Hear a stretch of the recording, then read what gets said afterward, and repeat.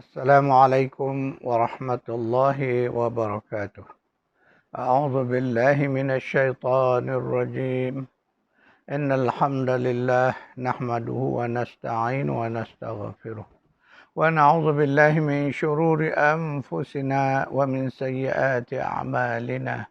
Man yahdihillah fala mudilla lah wa man yudlilhu fala hadiya lah. أشهد أن لا إله إلا الله وحده لا شريك له وأشهد أن محمدا عبده ورسوله اللهم صل على محمد وعلى آل محمد اللهم انفعنا بما علمتنا وعلمنا ما ينفعنا وزدنا علما سبحانك لا علم لنا إلا ما علمتنا إنك أنت العليم الحكيم اللهم آمين.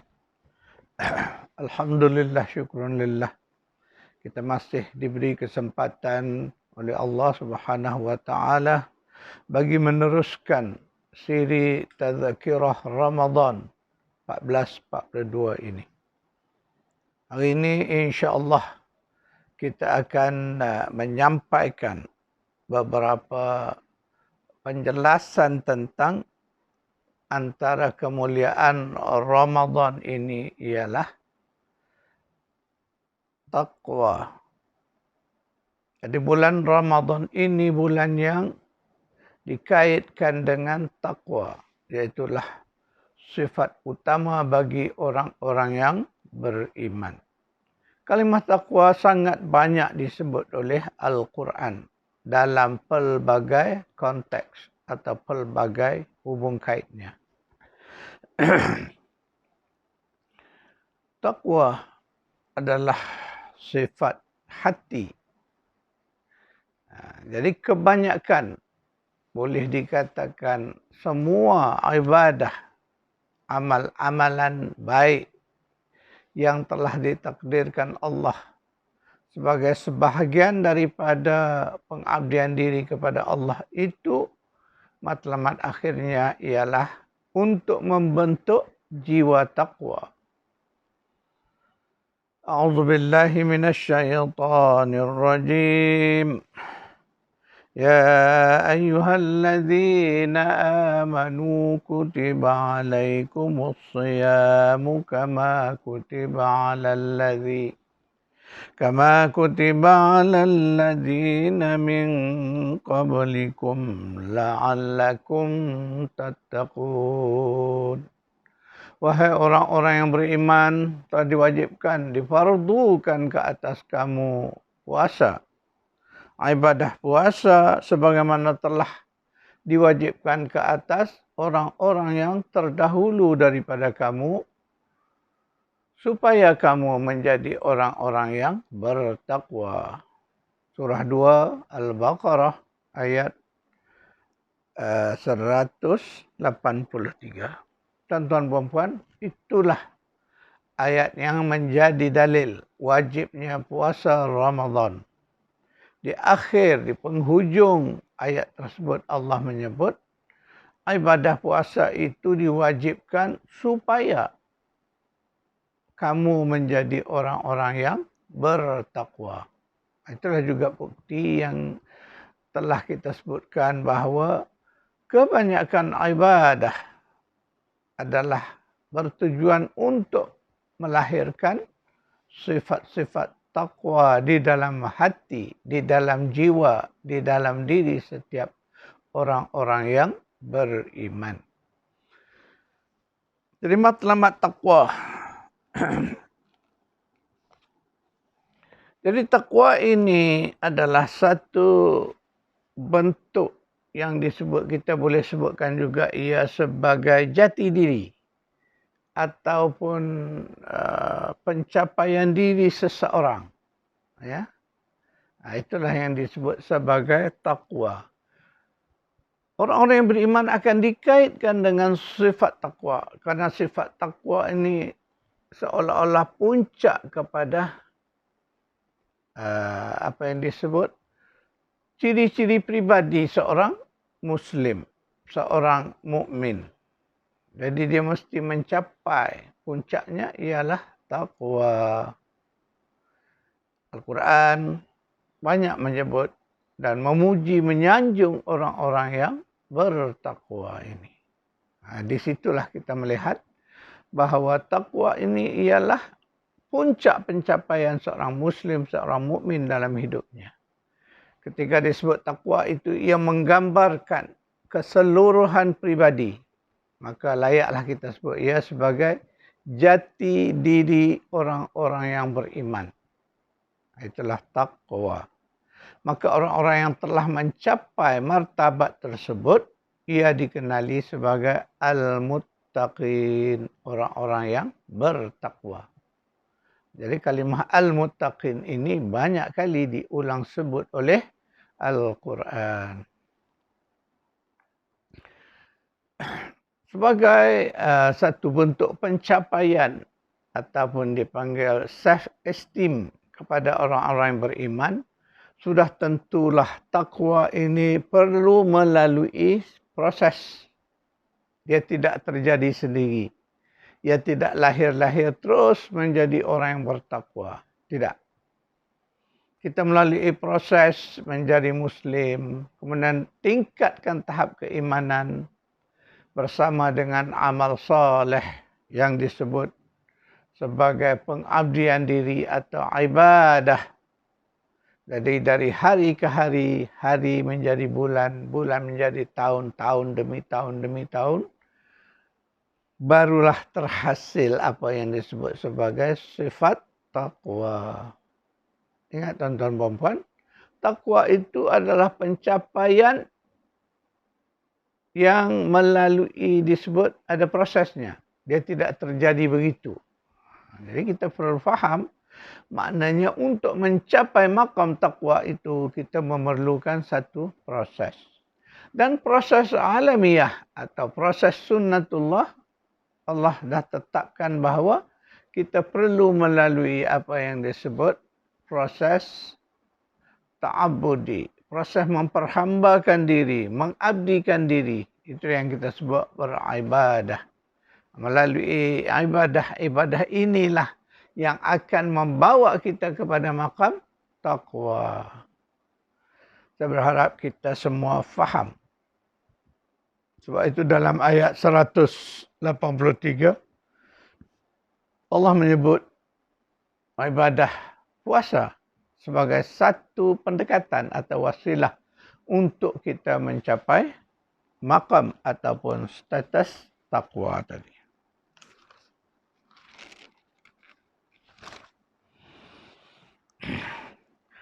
Mari kita melihat sebuah hadis Nabi sallallahu alaihi wasallam.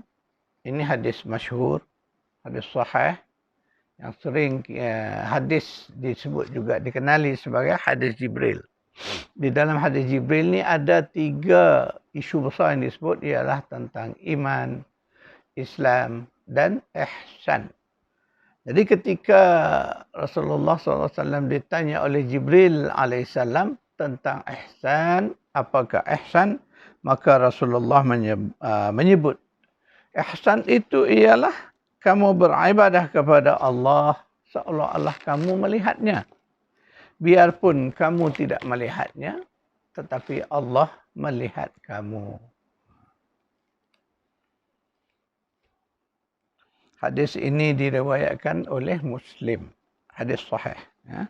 Jadi hadis tentang ihsan ini nak menunjukkan bagaimana tahap level orang yang bertakwa itu. Sebab apa? Seorang muhsinin, seorang yang mencapai makam ihsan, maka sudah tentulah dia sudah melewati makam takwa. Lihat tuan-tuan dan puan. Ketika Nabi berkata, ihsan itu ialah an ta'budallahi ka'annaka tarahu wa in lam takun tarahu wa innahu yaraka. Hendaklah kamu beribadah, mengabdikan diri kamu kepada Allah seolah-olah engkau melihatnya.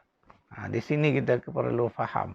Sebab itu disebut seolah-olah kerana hakikatnya kita tidak dapat melihat Allah. Tetapi untuk mencapai makam takwa itu, makna ibadah dengan sungguh-sungguh itu kita mesti dapat merasakan. Di sinilah pentingnya ya, dalam melaksanakan ibadah, kita perlu menghadirkan hati kita. Itulah kalau solat apa disebut rukun qalbi itu di situ. Kerana perasaan kita kena rasa benar-benar seolah-olah kita berhadapan dengan Allah, melihat Allah. Jadi ketika itulah ibadah kita menjadi sebuah ibadah yang sangat sempurna. Bayangkanlah kita rasa nampak, seolah-olah kita nampak. Walaupun hakikatnya Nabi kata, wa illam takun tarahu, sekiranya kamu hakikatnya kamu tak melihatnya. Wa innahu yaraka, akan tetapi Allah itu melihat kamu. Inilah nak kena faham hadis ihsan ini dengan benar. InsyaAllah kita akan mudah memahami makna taqwa tadi. Itulah keadaan taqwa tadi, kita menghadirkan hati kita. Bermakna kita bersolat, rokok sujud kita dalam keadaan kita benar-benar merasa kita berada di hadapan Allah. Kita sedang melihatnya, kita sedang bercakap dengannya. Itulah maksud hadis tadi. Dan itulah sebenarnya. Kerana kita dengan Allah ini, hubungan kita sebaik-baiknya sebegitulah. Sedemikianlah caranya. Seperti mana hadis ihsan tadi. Ya. Hadis ini dikenali hadis Jibril alaihissalam. Ya. Sebab dalam hadis ini seorang lelaki datang kepada Nabi, dan lelaki itu ialah Jibril alaihissalam yang menyamar seorang lelaki. Jadi hadis ini panjang yang menceritakan tentang rukun iman, rukun Islam, ihsan, dan juga tentang tanda-tanda qiyamah. Itu hadis ini panjang.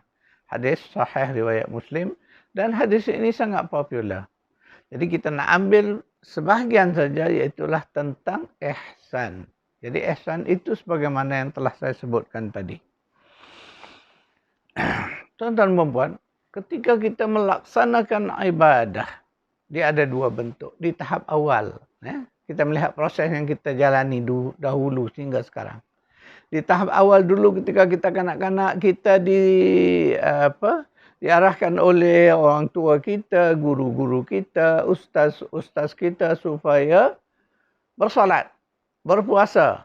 Contohnya, inilah amalan yang biasa kita lakukan waktu kita kecil. Ya. Di tahap kita belajar dahulu. Jadi di tahap itu, kita melakukannya sebagai satu amalan ikutan. Ya. Nah, kita lakukan, biasakan diri, solat kita solat. Tetapi hakikat solatnya tidaklah sama sebagaimana yang kita lakukan setelah kita dewasa, setelah kita memahami, belajar, mendalami hakikat ibadah itu. Tentulah tidak sama, kerana di tahap awal itu kita melakukan sekadar amalan ikut-ikutan ritual untuk melatih diri. Ya? Jadi kita lakukan zahiriahnya. Sedangkan aspek-aspek disebut qalbinya, pastilah waktu itu kita belum matang, belum dewasa. Jadi kita belum dapat memahami, merasai, menghayati sebagaimana sekarang ini. Tentulah berbeza. Tetapi itulah proses, tuan-tuan dan puan, untuk membawa kita meningkat tahap demi tahap sehinggalah kita dapat merasai nikmat taqwa itu. Hari ini alhamdulillah setelah begitu lama kita melakukan ibadah solat contohnya, ibadah puasa, kita sudah dapat menghayati makna taqwa yang ada di dalam ibadah itu. Itulah proses kita nak mencapai status ataupun maqam taqwa. Tuan-tuan dan puan, kita telah melalui proses itu berdasar pada penghayatan kita, pengalaman melaksanakan ubudiyah atau melaksanakan proses pengabdian diri kita kepada Allah, atau kita sebut ringkasnya beribadah kepada Allah Subhanahu wa taala. Jadi sebab itu saya kata itu proses, dan proses itu dilakukan melalui tarbiyah.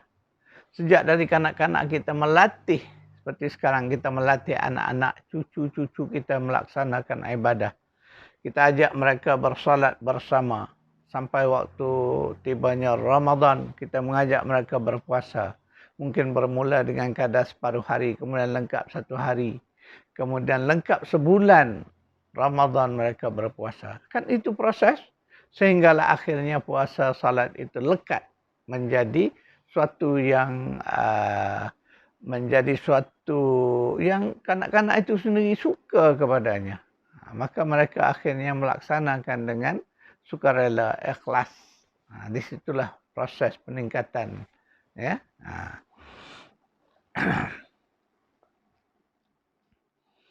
Ingat bahawa dorongan ke arah takwa itu mestilah dasarnya, foundationnya ialah iman. Jadi daripada situlah iman meningkat. Ketika kita meningkatkan amal ibadah kita, maka iman juga akan turut meningkat. Karena apa? Karena ibadah itu adalah buah atau hasil daripada iman. Maka iman dan amal soleh itu adalah suatu yang bersinergi, bergabung, saling jalin menjalin antara satu sama lain sehingga tak terpisahkan. Al-Quran sering menyebut bahawa orang-orang yang beriman dan beramal soleh. Ini kalimah yang selalu dipakai. Nak menggambarkan bagaimana kuatnya hubungan antara iman dan amalan soleh. Sebab iman itu tidak bermakna. Iman itu tidak benar selagi ia tidak dibuktikan dengan amal soleh. Sedangkan kerana amalan soleh itu adalah bukti kukuh tentang imannya seseorang. Maka dia perlu ada iman, amal soleh. Sebab ketika Al-Quran menyebut ayyuhallazina amanu wa amilus solihat. Orang beriman dan beramal soleh. Mana mungkin iman hanya sekadar pengakuan semata-mata. Tiada bukti. Tak mungkin. Sebab iman itu mesti dibuktikan kebenarannya. Dakwaan iman itu mesti dibuktikan kebenarannya dengan amalan soleh.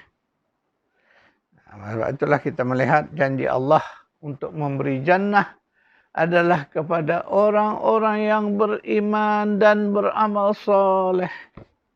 Dia tidak sekadar untuk orang yang beriman saja. Sebab tak mungkinlah seseorang itu mendakwa dia beriman seandainya dia tidak melakukan amalan soleh.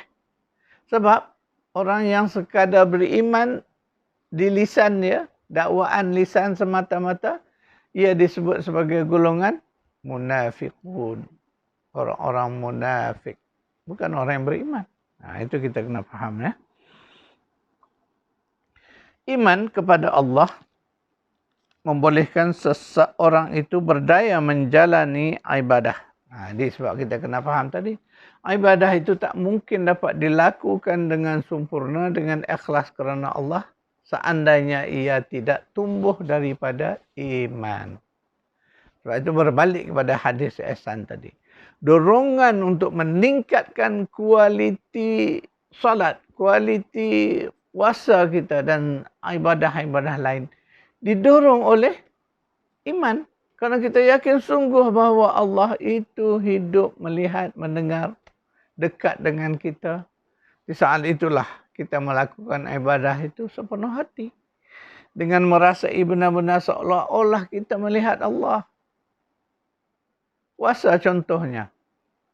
Tak ada orang yang melihat kita nak makan, nak minum, nak melakukan apa saja boleh kita buat. Tak ada siapa melihat. Tetapi kerana kita yakin sungguh bahawa Allah dekat dengan kita, Allah melihat kita, maka kita menjaga diri kita sepanjang hari daripada segala sesuatu yang membatalkan puasa kita. Kerana Allah. Itulah dia nak faham bagaimana takwa itu dah datang.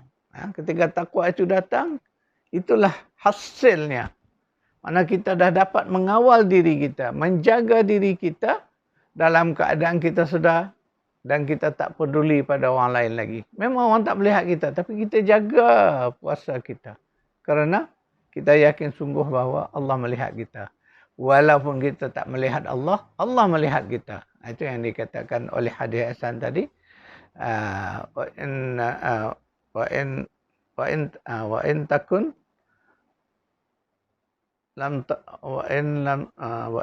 lam tarahu wa innahu yaraka. Walaupun engkau tidak melihat dia, melihat Allah itu, tetapi Allah melihat engkau.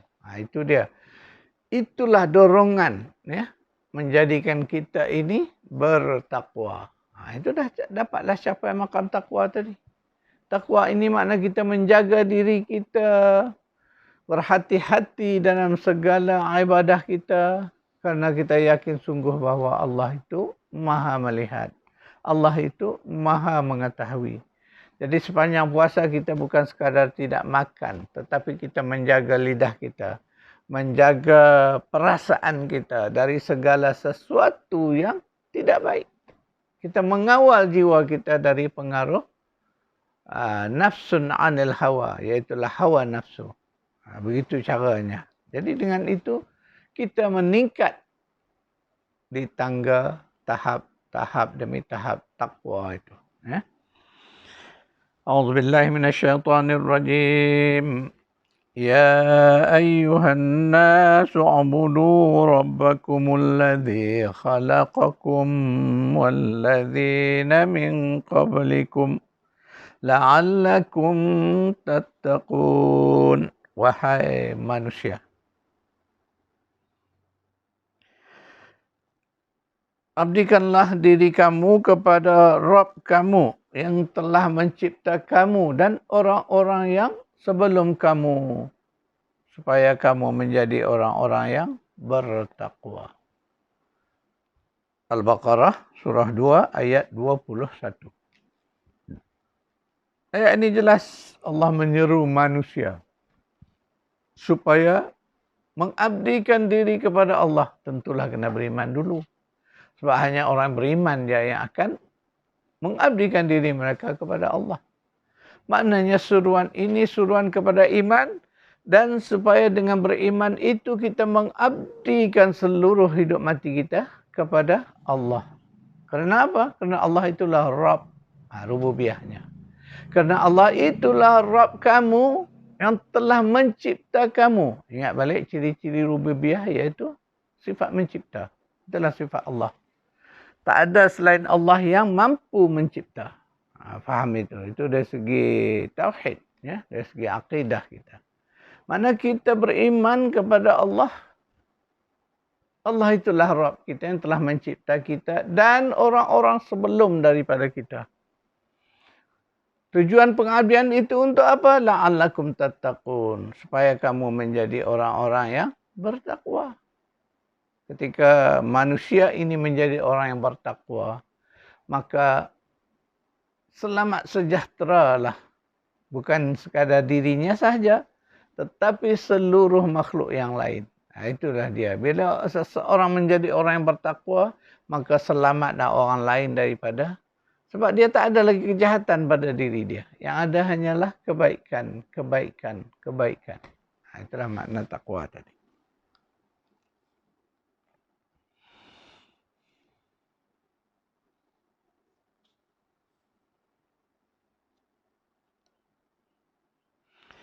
Sementara itu kita melihat seruan kepada takwa terlalu banyak disebut oleh Al-Quran. Antaranya, A'udzubillahi minasyaitonirrajim.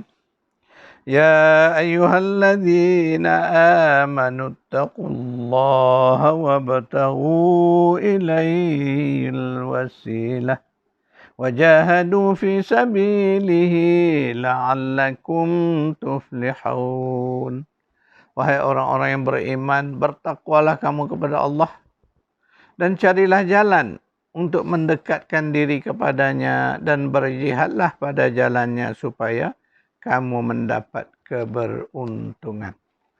Surah 5, Surah Al-Ma'idah ayat 35. Ayat ini menyeru orang-orang yang beriman supaya bertakwa kepada Allah. Jadi seruan takwa itu sangat banyak, tuan-tuan dan puan-puan. Malah seruan takwa ini menjadi rukun khutbah Jumaat.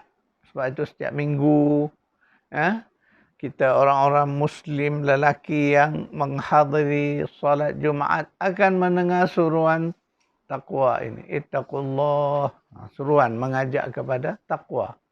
Kerana ia menjadi syarat wajib, syarat sah kepada Jumaat Kerana Jumaat itu kena ada khutbah dan ia menjadi rukun kepada khutbah. Begitulah pentingnya seruan kepada takwa. Jadi dalam ayat ini Allah menyeru orang beriman supaya bertakwa kepada Allah, kemudian berusaha mencari wasilah. Ini wasilah ni banyak isu menjadi isu kepada orang yang tidak faham. Wasilah ni maknanya jalan untuk mendekatkan diri kepada Allah. Jadi jelas yang kita diajarkan jalan-jalan untuk mendekatkan diri. Itulah wujudnya konsep dipanggil tawassul. Berwasilah, mencari jalan. Mencari wasilah itu disebut sebagai tawassul. Dan kita diajar bahawa bertawassul itu mesti cara yang benar. Iaitu dengan menyebut nama Allah. Ya. Kemudian dengan cara-cara yang lain lagi disebut. Ya. Jadi tuan-tuan dan perempuan yang pernah membaca buku 7 ayat saya, insya-Allah di sana dijelaskan dengan agak panjang tentang konsep tawassul, berwasilah tadi.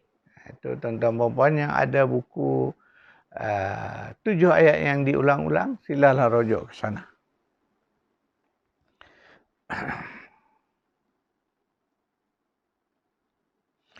Kemudian disebut dalam ayat 35 ini, wajahadu fi sabilih. Jadi setelah kita bertakwa dengan berusaha mencari wasilah ke arah takwa tadi, kita juga diperintahkan supaya berjihad di jalannya. Ingat, jihad itu dalam pengertian yang mudah dan selalu saya war-warkan, kita nak faham jihad ini mudah. Maknanya basic kita orang beriman ini ialah beramal. Beramal itu ialah dengan amalan soleh. Amalan yang baik. Ketika mana amalan baik kita lakukan dengan sungguh-sungguh. Jadi Al-Quran menyebut sungguh-sungguh itu ialah sehingga kita sanggup mengorbankan harta benda kita dan jiwa raga kita untuk amal soleh itu, maka amalan soleh itu meningkat menjadi amal jihad. Itulah makna jihad, tuan-tuan dan puan. Contoh, sebab itulah dikatakan bahawa berjuang, berperang di jalan Allah itu jihad. Puncak jihadnya kerana di level itu, di tahap itu, seseorang sanggup mengorbankan bukan sekadar harta benda dia, tapi jiwa raga, nyawa dia sanggup berkorban kerana Allah. Di situlah kena faham makna jihad. Jadi jihad mudah. Amal soleh, semua kita lakukan amal soleh. Tetapi orang yang disebut mujahid itu, orang yang melakukan amalan soleh sungguh-sungguh. Itulah asas kata jahada ya jahadu tadi. Bersungguh. Jadi sungguh-sungguh itulah menjadikan kita mujahid. Ataupun orang-orang yang berjihad di jalan Allah. Jadi kita faham ya, bagaimana proses tadi, insya-Allah dengan memaham itu baru kita akan melihat apakah makna takwa tadi. Sekadar itu dahulu tazkirah kita. Insya-Allah saya akan sambung sedikit lagi tentang takwa ini pada tazkirah yang akan datang. A'udzubillahi minasyaitonirrajim. Allahumma innaka afuwun karimun tuhibbul afwa fa'fu anna wa an walidina wa an jami'il mu'minin wal mu'minat birahmatika ya arhamar rahimin. Rabbana atina fid dunya hasanatan wa fil akhirati hasanah wa qina adzaban nar. Sallallahu ala Muhammad wa ala ali Muhammad. Walhamdulillahi Rabbil Alamin.